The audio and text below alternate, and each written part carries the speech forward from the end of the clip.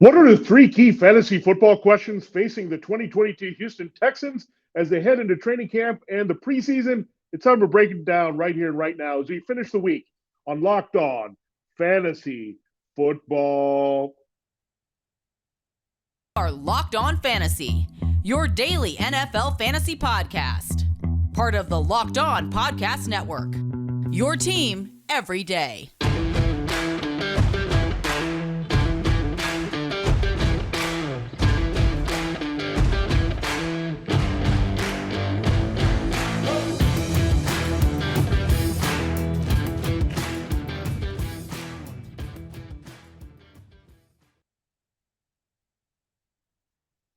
Greetings, everyone, and welcome to another edition of the Locked On Fantasy Football Podcast. As usual, I'm your host, Vinnie Iyer, and I'm not doing this. I'm writing about NFL and fantasy football for sportingnews.com. Everything will start to rev up next week here. Sleepers, busts, rankings, all those buzzwords that you're looking for, and the analysis and the insight you need to dominate your fantasy football drafts there. Hopefully you wait till the end of August, even all the way until week one, right before it, to draft all your teams here in 2022. But we go into full advanced scouting mode and try to figure out the best picks from each team. And that's what we're doing here at Locked On Fantasy Football. We've actually gotten through an entire conference, the NFC. We looked at all 16 teams there. Now we've gotten through half the AFC teams. We looked at the teams from the East and North. Last talking about the Pittsburgh Steelers, that means we're going to turn the page in alphabetical order to the teams in the AFC South here to end this week. That means the spotlight falls on the Houston Texans. So, yeah, you're talking about the Houston Texans. Where can I find some fantasy football value from this particular team? Lovie Smith coached here in 2022. It's going to be tough. Don't get me wrong, but you can't discount any team. There are sources of production that you can find and mine for. And with the Texans, you're on the sleeper hunt, deep sleepers who can help your team. So we'll focus on that team here in a moment. Thanks again for making Locked On Fantasy Football your first listen today. We are free and available to you on all platforms. All right, let's dive into the Texans. This is a tricky team. There's not a lot here when you look at this team that you're going to invest highly in fantasy football. We know Brandon Cooks is a guy that you're going to still look at as one of the top wide receivers available just because he's going to get high volume, and he didn't get traded.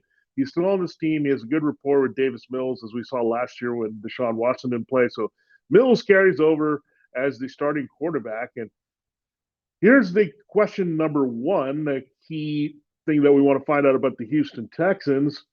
Is Davis Mills a worthy sleeper as a QB2, or does he have any upside there as a QB2? Right now, look at Baker Mayfield and Davis Mills. They're like back-to-back in a lot of situations here where they're ranked. So you're looking at deep 20s.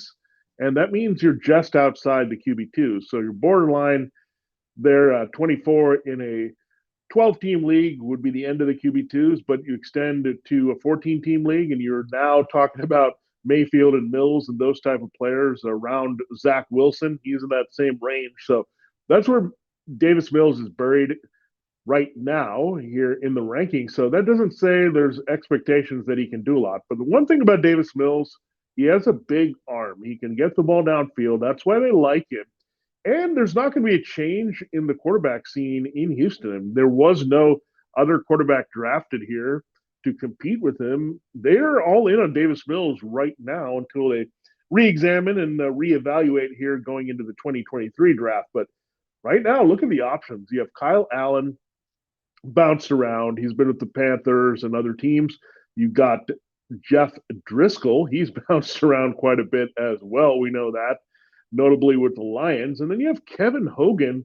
He was drafted by the Browns several seasons ago. So this is your kind of backup situation for Davis Mills. There's not a lot there that you look at for this Texans quarterback room and say, Davis Mills is going to have to sweat out the competition. This is clearly his job. So that's a good place to start. A guy that's not going to be displaced, and you know he's going to be there week 1 through week 18, barring injury or just totally falling flat. And I think it's also worth the Texans' time to really get a full season of Davis Mills. I know they pretty much got that last year with Watson and the situation that developed there, but it took a while, and they didn't get to do that right away. So Now Davis Mills, from the get-go, he's a clear starting quarterback. There's no Tyrod Taylor.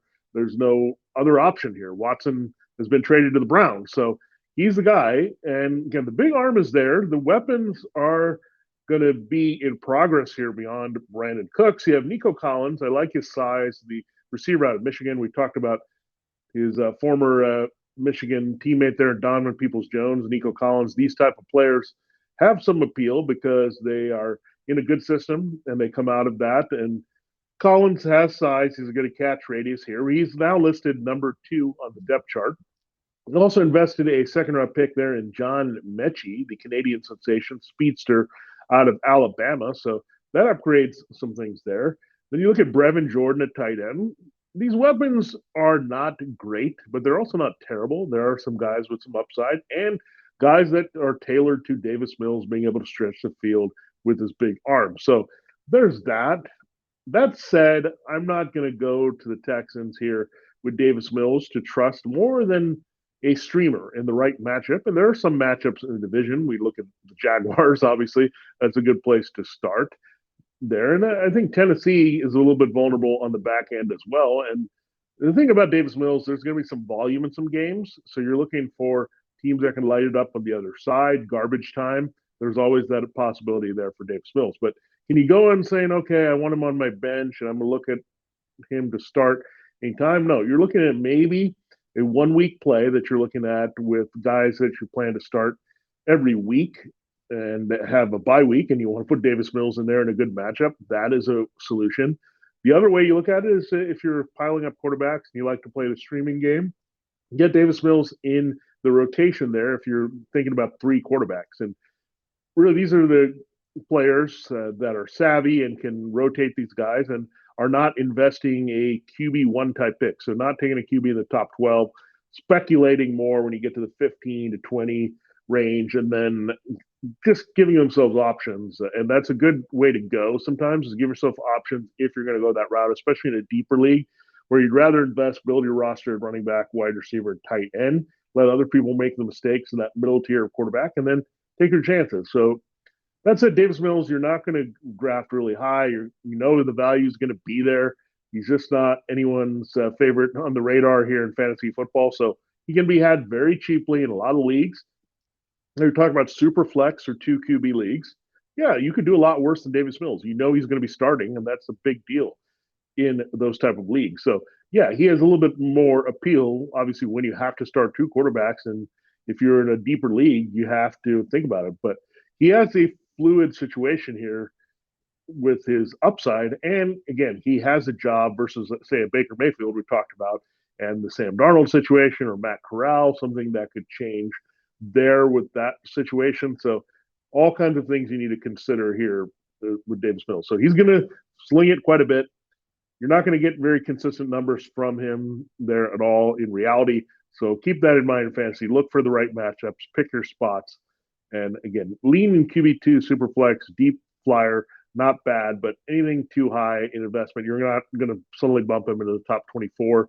But around where he's going, he's worth definitely a flyer because of that arm and some of the upside that he has with some of the receivers that can stretch the field for him.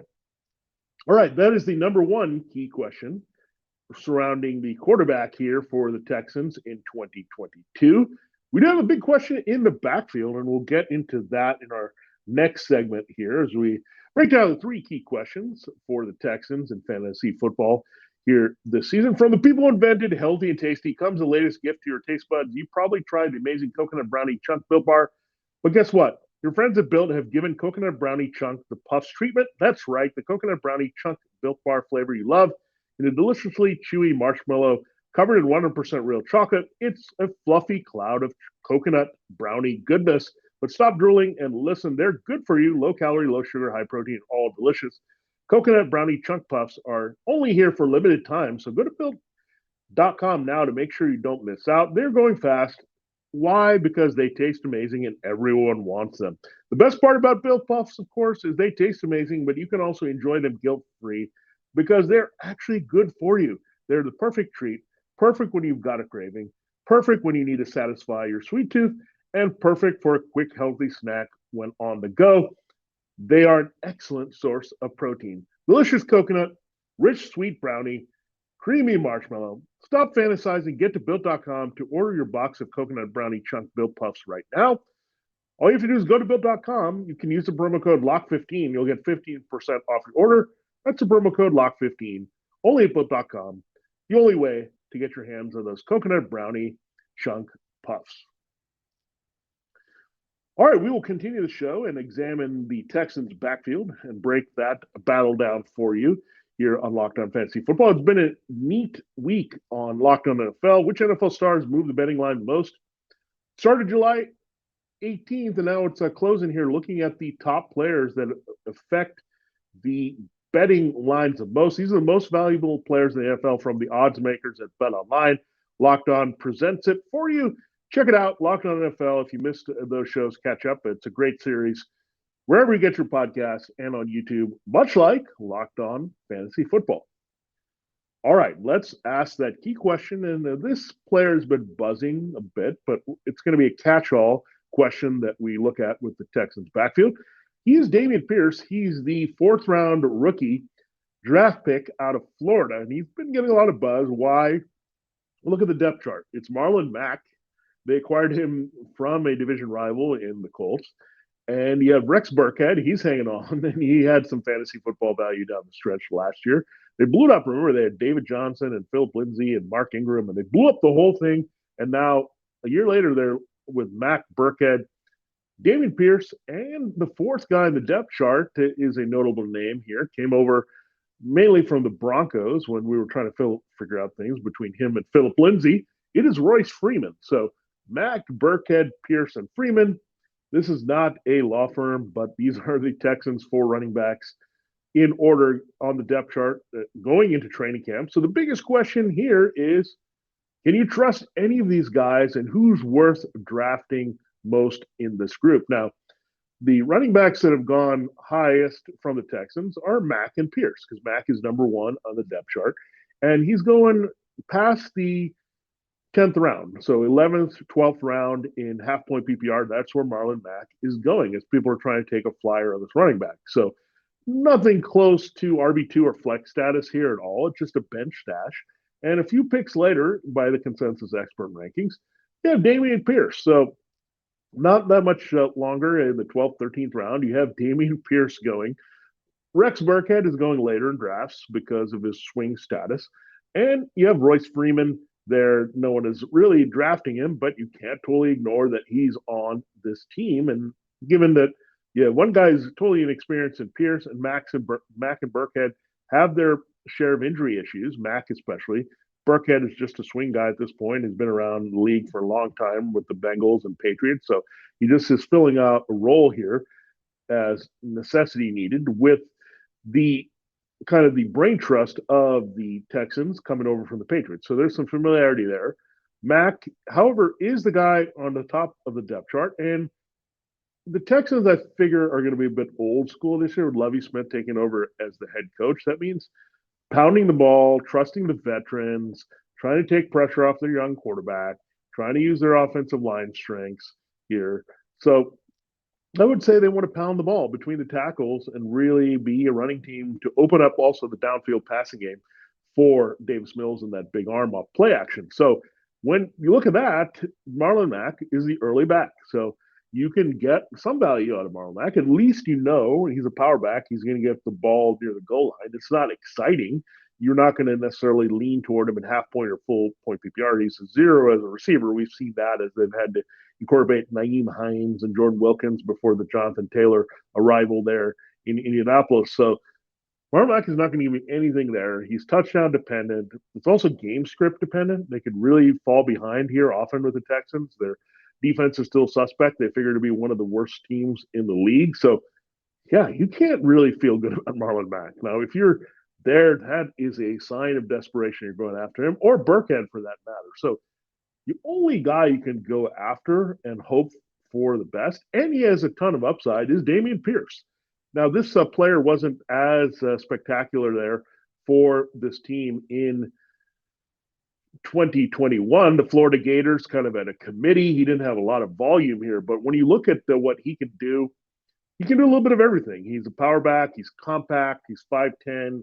He is also a capable receiver. So that's something that he can do that Mac is a zero at. Burkhead, we know, is a pretty good receiver there as a veteran. Royce Freeman, he got on the field a lot with the Broncos because of his pass protection on third down, but he's not going to give you much of the passing game. So think about checkdowns, think about trailing, think about the young quarterback still, second year Davis Mills. He's going to throw a lot to Dameon Pierce here in this situation. So look, Pierce is the guy. I just don't want to maybe even invest that 150th pick or whatever. That's still a little bit rich for my blood, but if he's still around and people don't know who he is, that tends to happen.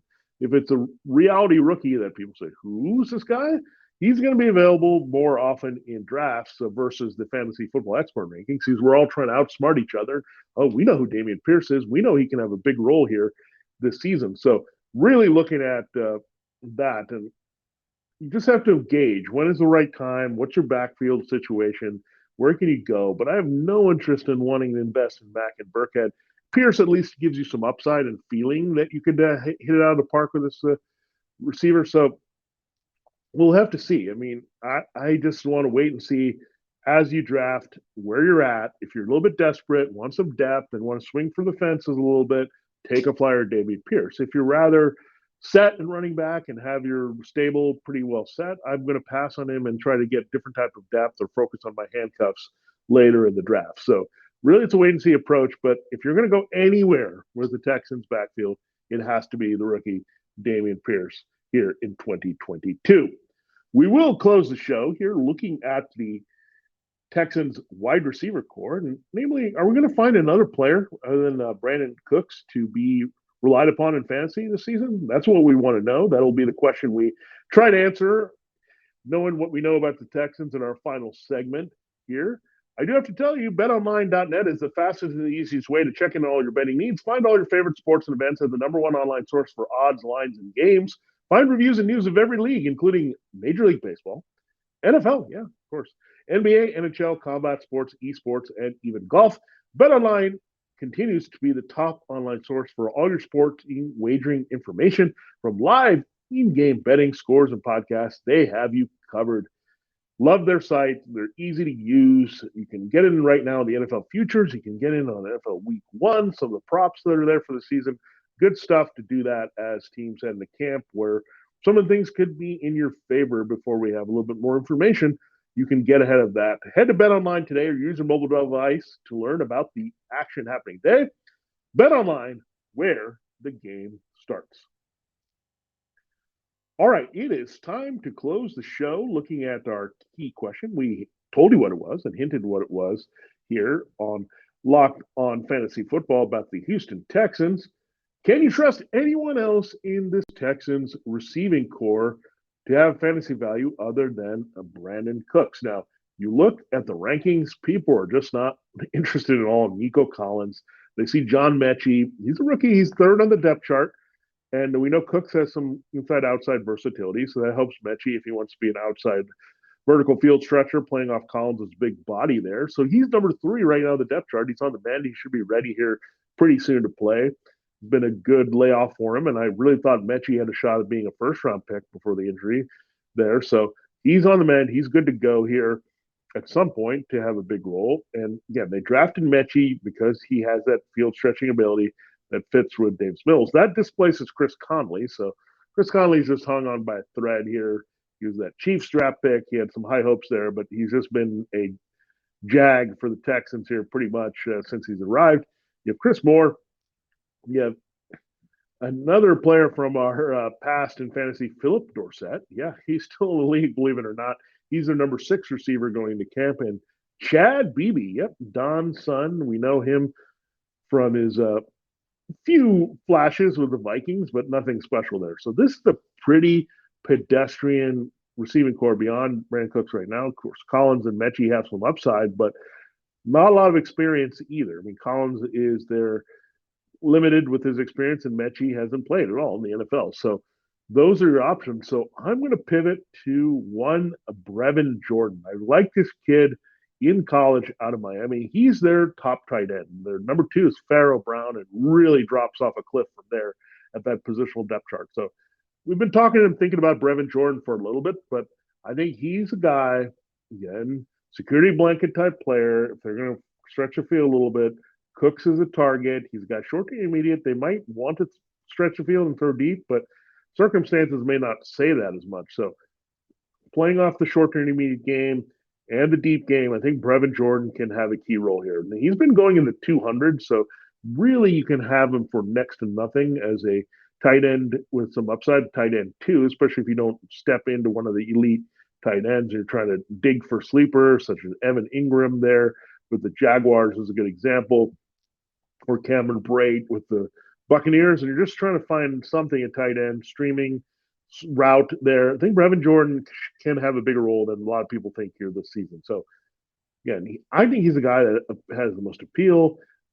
I just like his value too versus Nico Collins. I think everyone's going to say, "Oh, Nico is the second receiver here for the Texans." I want to try to tap into him, but there's too much there with Mechie and Conley and the targets and the way they shake out between the rest of them. So Brandon Cooks is going to be heavily targeted. He's going to be the number one here for sure and live up to that. I mean, he has a good rapport with Mills and Cooks. It's a good sounding combination here. So yeah, if you draft Brandon Cooks, you're looking at solid wide receiver 2 production. I think you're just going to get that.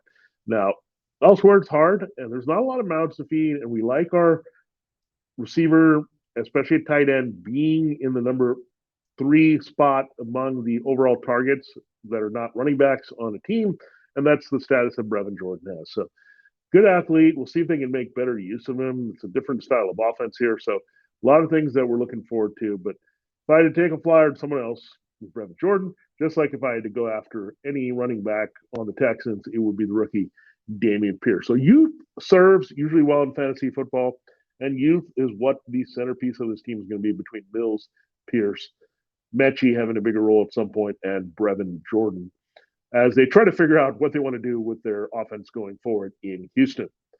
All right, thanks a lot for making Locked On Fantasy Football your first listen today. Now make your second listen to the Locked On NFL podcast. Our national NFL experts and insiders keep fans dialed in with the biggest stories and latest news from around the league, because an offseason, as you know, as we've talked about here on Locked On Fantasy Football, doesn't equal a break in the action.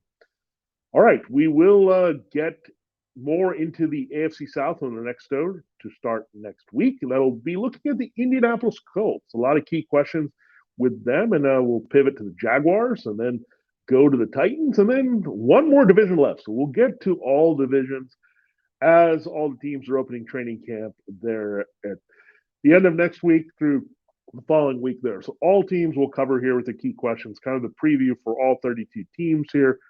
And doing it this way because we want to go in depth with all 32 teams with these 3 questions. So looking forward to that, to do that with the Indianapolis Colts. For Locked On Fantasy Football, this has been Vinnie Iyer. Have a great weekend and check you out on Monday.